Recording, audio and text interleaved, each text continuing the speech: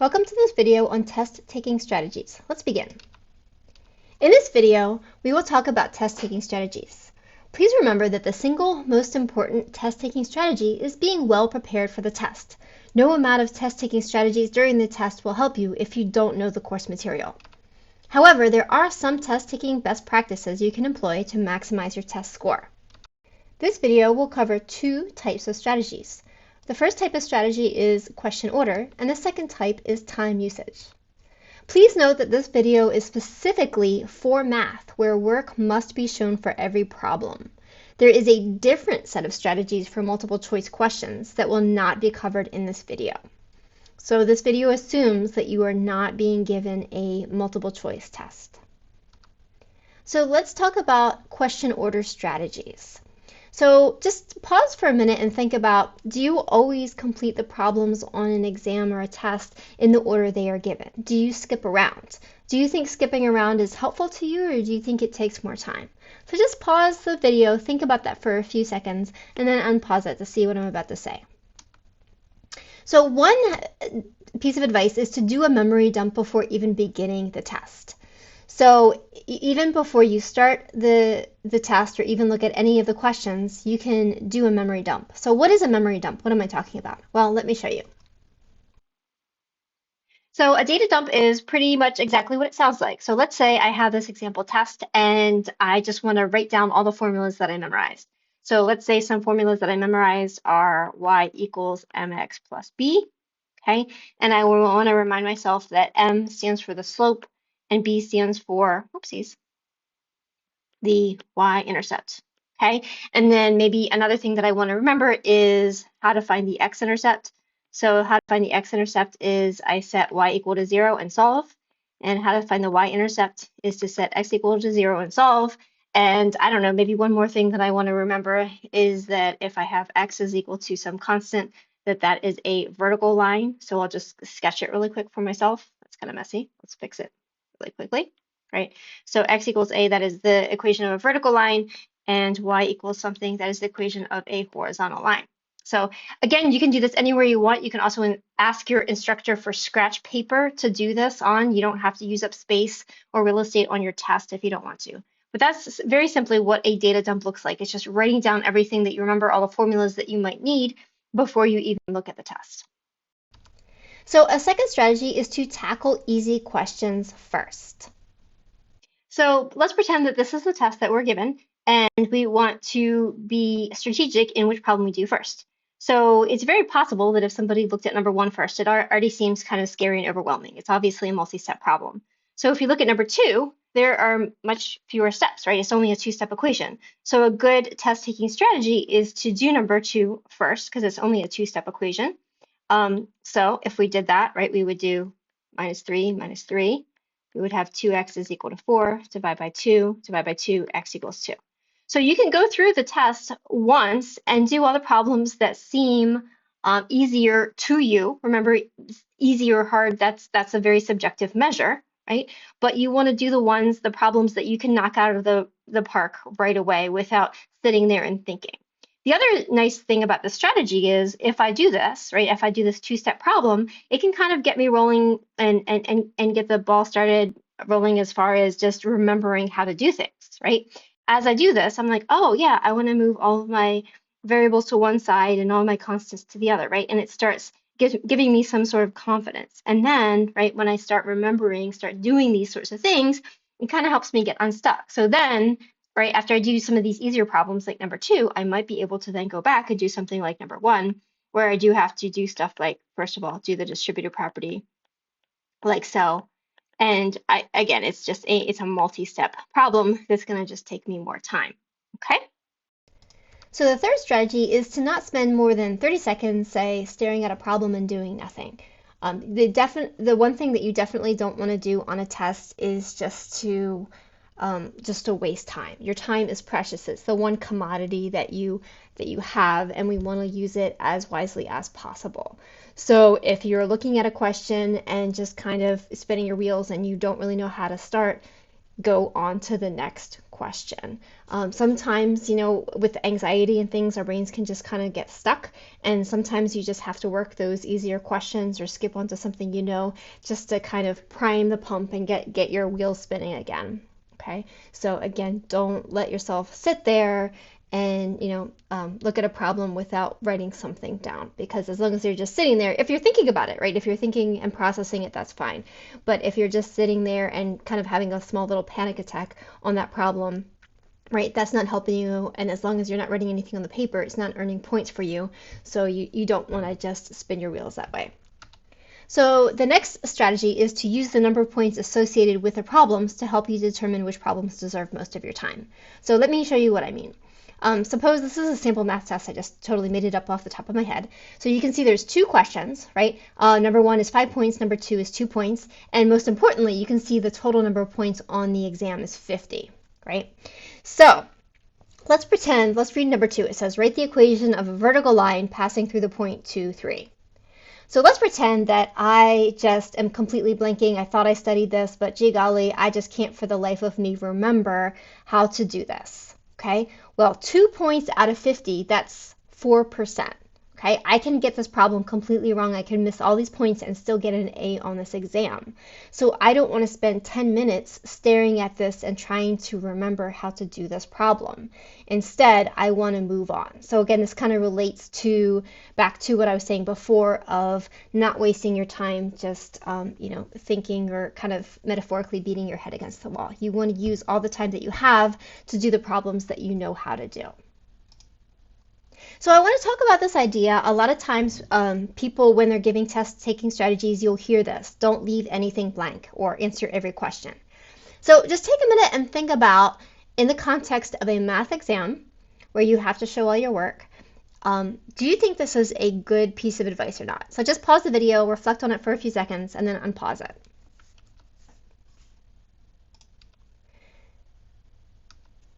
So one thing I would say is that writing down random information will not earn you credit. And I have students do this very occasionally, not very often, but every once in a while, they will write down information that has absolutely nothing to do with the actual problem.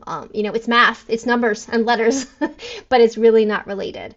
And that is not an effective strategy. It's not getting you any closer to earning credit or getting you any more points on the test. So don't do that.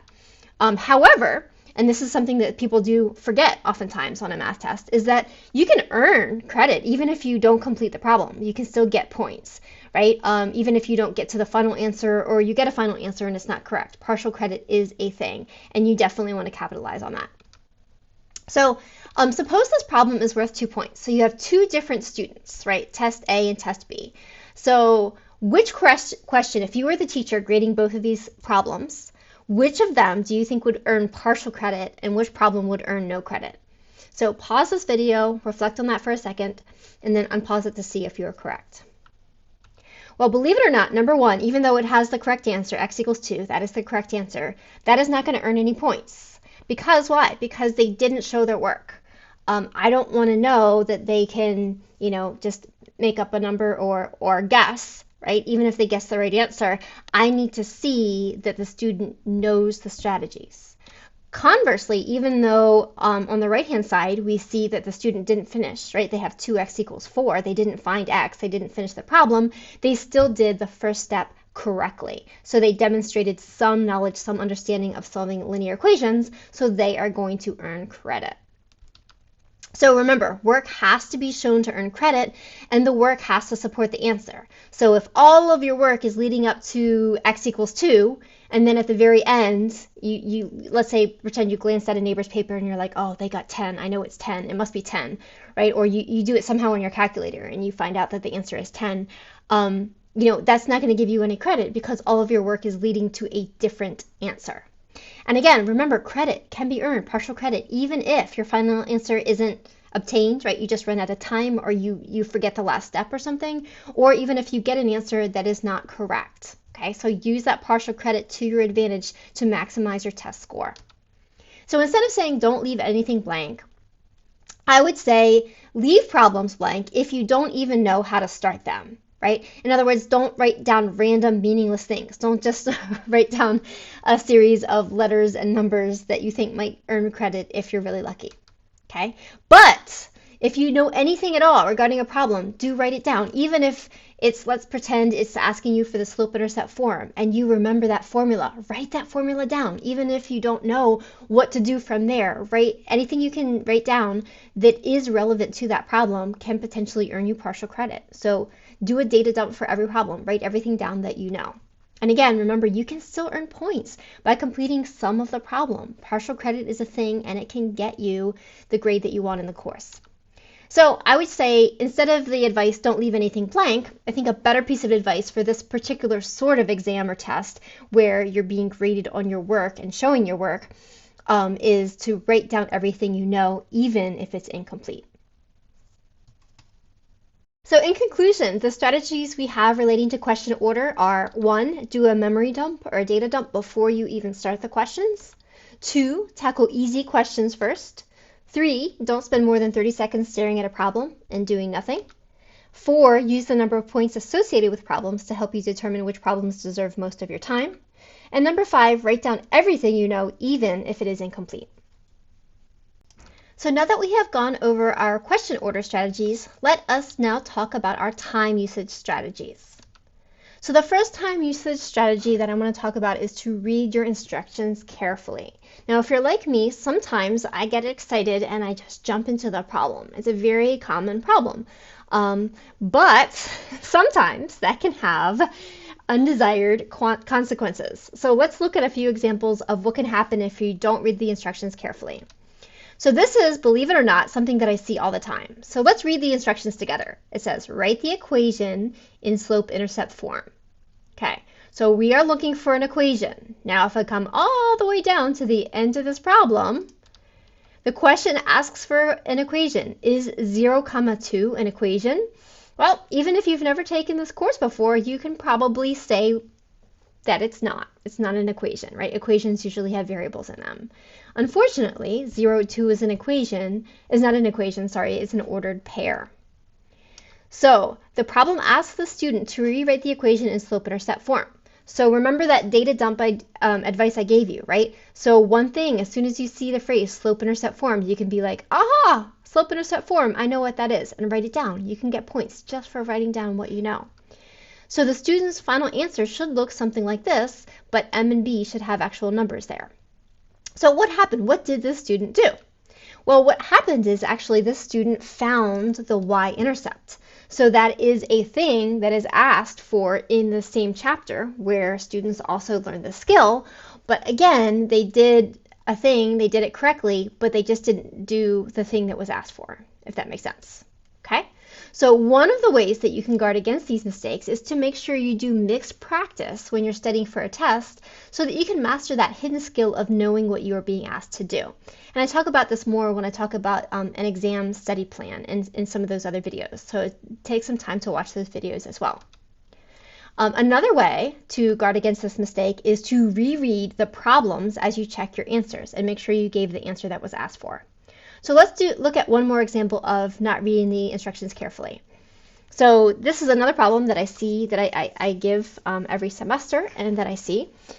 So it says, suppose the perimeter of the triangle shown below, so here's the cute little triangle, right? It's 35 inches. It says, use the information below to find the length of each side of the triangle. So the student does all this work and they find out that x equals 2. All of this is correct, but what did the problem ask for? Oh no, it asked for the length of each side of the triangle. Well, how many sides does a triangle have? It has 1, 2, 3 sides, and they only gave this one side x equals 2. Right? What they needed to do is take this value of 2 and plug it in here and plug it in here so they could list the length of all 3 sides. So even though all the students' work was correct, they didn't finish the problem. So again, if they had taken some time at the end of the test to reread the question and to check themselves, they might have caught that mistake. So the first strategy with time usage is, again, to be making sure you're reading the instructions carefully. If you read them initially carefully, like the very first time around, then you won't waste time like that one student we saw doing the completely the wrong problem. right? They did all of this work to find a y-intercept, but that's not what the problem was asking them for. Okay, show as much work as possible. As we've said before, you can get partial credit. Partial credit is very much a thing. Write down any formulas, anything that you think is related to that problem. Okay, check your work. Obviously, you want to make sure you spend as much time doing the actual problems as you can, but a lot of times people will finish early.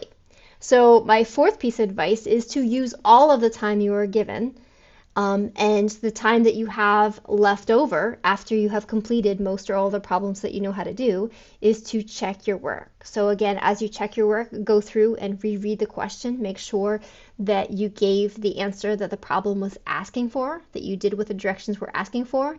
And again, you can also use algebra to check your work, meaning take that value of x and substitute it back into the equation, or whatever other method you might have learned in class to check your work. And last but not least, this sounds kind of the opposite of what I'm saying. I'm saying, hey, check your work and use all the time you're given, but try not to second guess yourself. And this is one of those pieces of advice that is so much easier said than done, right? But I have students all the time, they'll come up to me after a test, after they've gotten it back and see it graded and say, oh my gosh, I had the right answer. And then I went back and I changed it. So if you have very carefully read the instructions, you've shown all of your work, and you've checked your work, then just walk away. Just leave it, okay? Don't spend time spinning your wheels or wondering, gee golly, did I get that correct? Okay, so to summarize the strategies we have discussed in this video, there's a lot of them. Regarding question order, before you even look at the questions, do a memory dump and write down all the equations or all of the pieces of information that you memorized. 2, tackle easy questions first. Again, easy is subjective, so the ones that seem easy to you. Number 3, don't spend more than 30 seconds staring at a problem and not doing anything with it. Number 4, use the points associated with the problems to help you determine which problems deserve most of your time. And number 5, write down everything you know, even if it's incomplete. In regard to time usage, make sure you're reading your instructions carefully. Make sure you're showing as much work as you can as possible. Number 3, make sure you check your work as much as time allows. Number 4, use all of the time you're given. So if you finish early, use that extra time to check your work. And number 5, don't overthink it. Don't second guess yourself.